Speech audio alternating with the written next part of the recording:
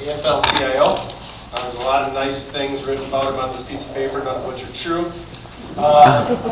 He's a friend of labor, he's a friend of the state. He's a machinist member, and he's been through hell here with us in the state. He's done a great job. Ladies and gentlemen, Phil Neuenfeldt.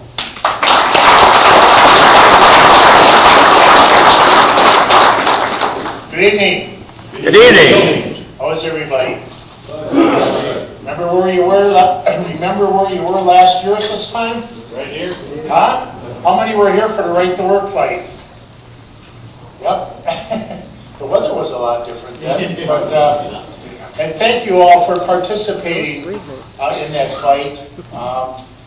You know, we went up to the Hill and we talked to legislators from both sides of the party. Both sides of the aisle, I'm sorry, both parties. And the message we got from the Republicans was, well, you know, I'm hearing from management they don't really want right to work. I'm hearing from businesses they don't really want right to work. We know you don't. But we're being told that we should vote for right to work because it's all about the out-of-state money. It's about the Koch brothers, and it's about their funding that we're concerned about, because the out-of-state money coming in to support the Republicans in Wisconsin far outweighs what they saw as the resource in the state. So that's what we're up against, and we continue our fight. I'd like to take a second to welcome Alex. He's now on the AFL-CIO Executive Board, and I'm looking forward to working with him in that capacity. And I know he's going to do a good job, not just representing the machinists, but unions from all across the sectors.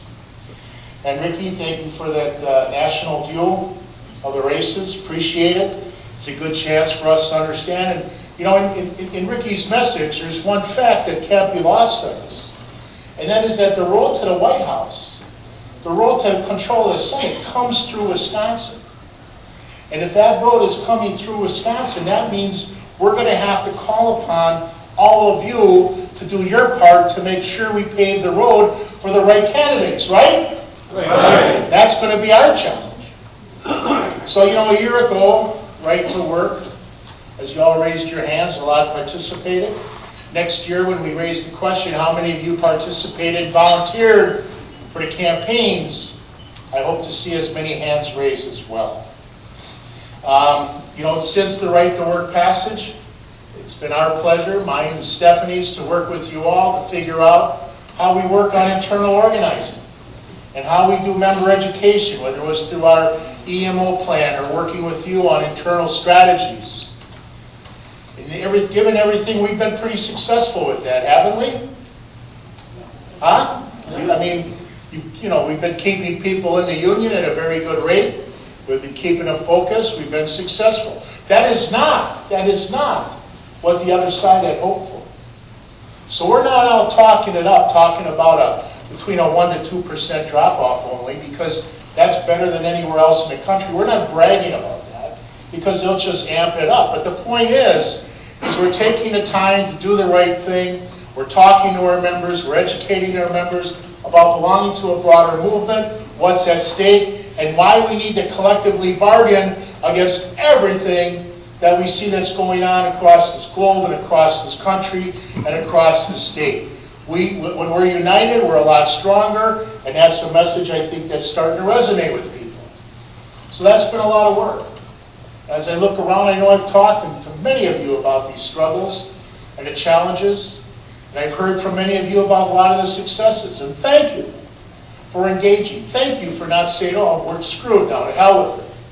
Thank you for engaging. Thank you for working on transition to a new and stronger movement that's built around our members, that's built around educating our members so that they understand that they are the union, right? Remember, we always talked about that. But members, you know, they started getting in their head, all you got to do is call the steward, call the committee guy. Everything will be handled. Well, that's not the case. And in this new environment, in this transition, the entire movement has to transition to a collective action sort of model. Because we are the movement.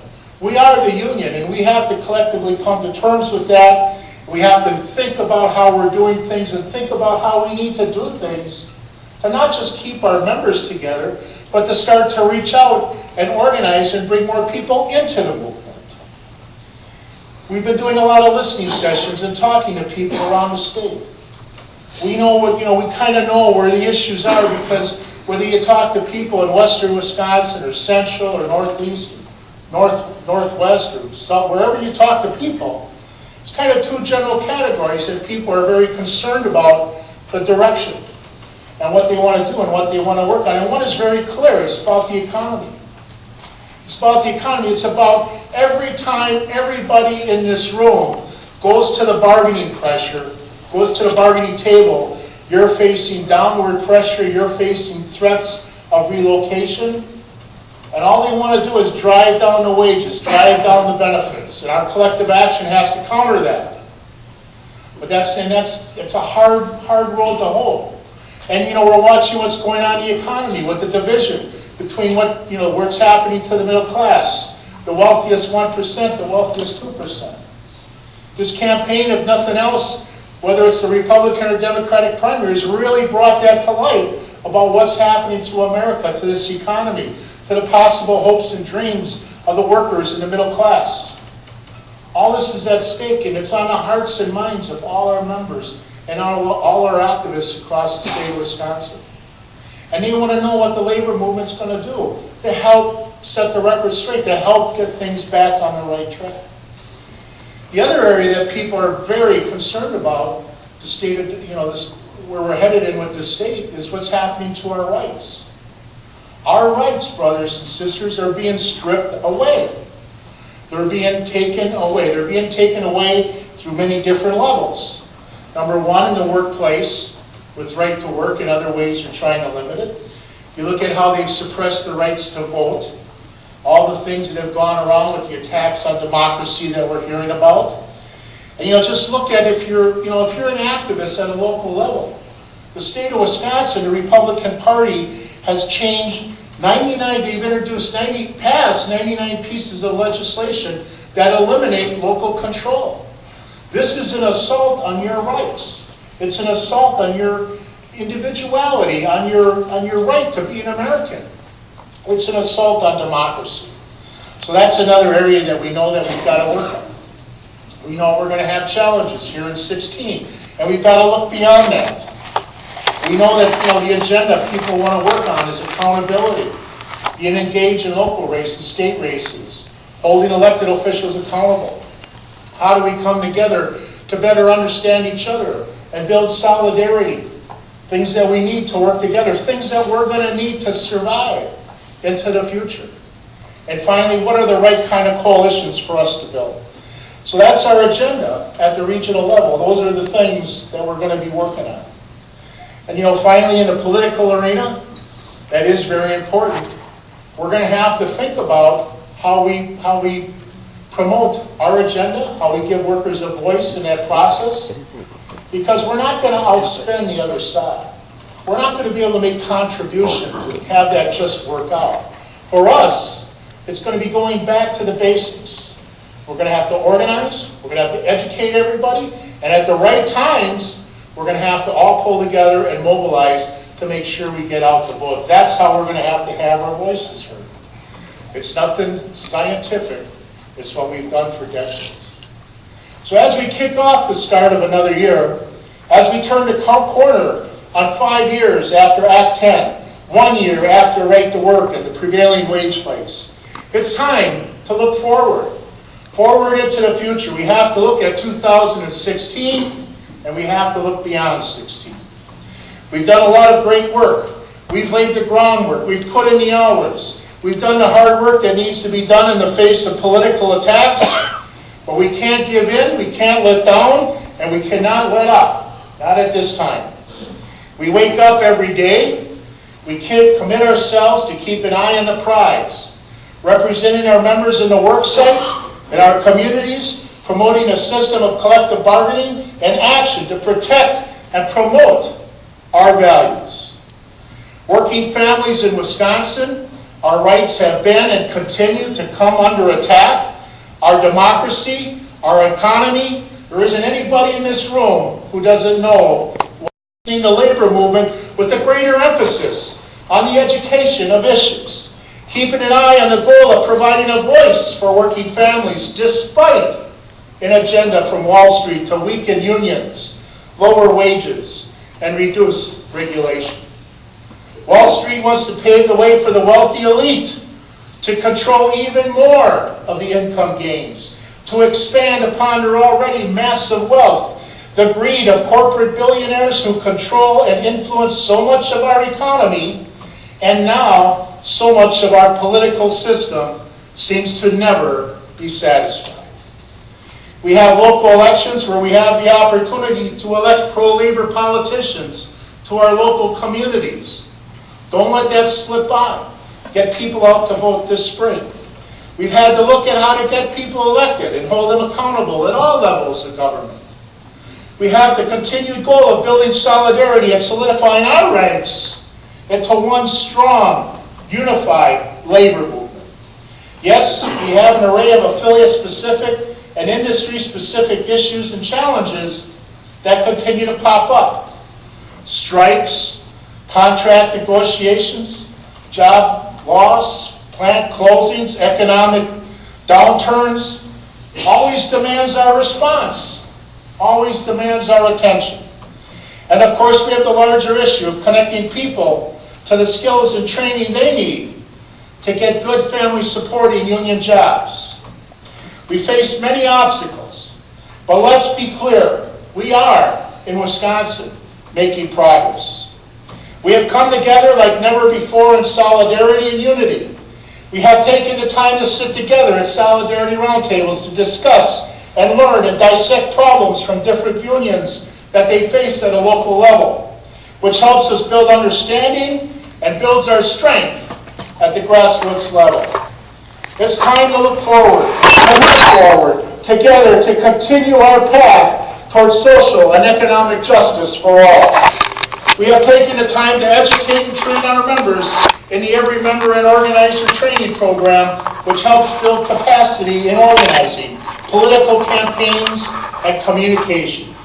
We have built our networks and our channels, expanding our reach on new forms of social media and online organizing.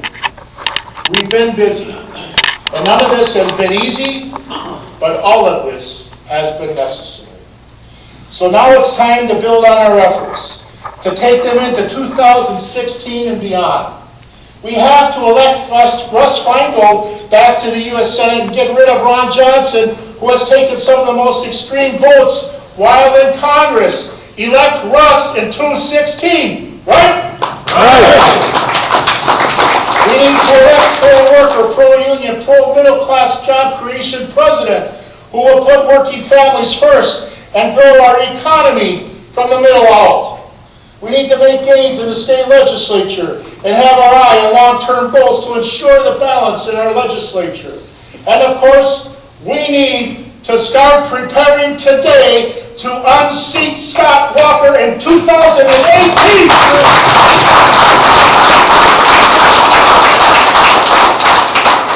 Working families are facing a different economy than ever before. Income inequality is rising, good jobs are fleeing to China, the rich are getting richer, and the rest of us, well, we're now starting to wake up. Working families have done their part to chip in and sacrifice when times are bad for companies. We've all been dealing with that, to keep jobs in America, to keep our members working. But even when we do that, even when we make the sacrifices we need to make, that is often not enough. How many times have we made the sacrifice, made the concession, and a year later what happens? They shut the plant, we lose the jobs, and they move south anyways after our sacrifice. Well, it's time to wake up. It's time to question what's going on here. It is time for working people to now share in the gains. The rules of our economy have been manipulated. It's up to us to come together through unions to put a check on corporate power and greed.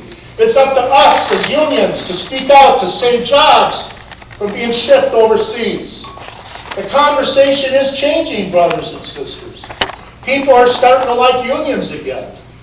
I know those of you that have been around a little while go, what, really? Really? Yes, it's changing. New Gallup polls and other polls shows that the public are more supportive of unions than they have been for decades.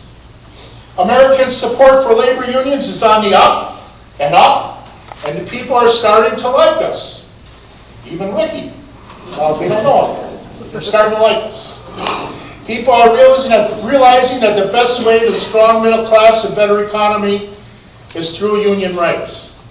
But brothers and sisters, it's up to us. It's up to us to figure out how we take advantage of this change in attitude and bring more people into the labor movement as their attitudes are changing. That's going to be our challenge moving forward. So people realize the unions are the best way to a better economy, a more balanced economy, a stronger democracy. There's energy and momentum for union rights. The people on our side, united, we move forward to capture this enthusiasm at this moment in time. We can't let it slip by, brothers and sisters. It's up to us as union members to make a stand for a better economy, to keep the fight for the middle class alive. It is our duty. That is our job. We stand together to make workplaces safer, to help workers get better wages, to ensure a work-life balance. We stand together to make lives better for those who labor. And we will never, ever apologize. We will never give up. We will never, ever give in or walk away from a fight here in Wisconsin. Thank you in solidarity.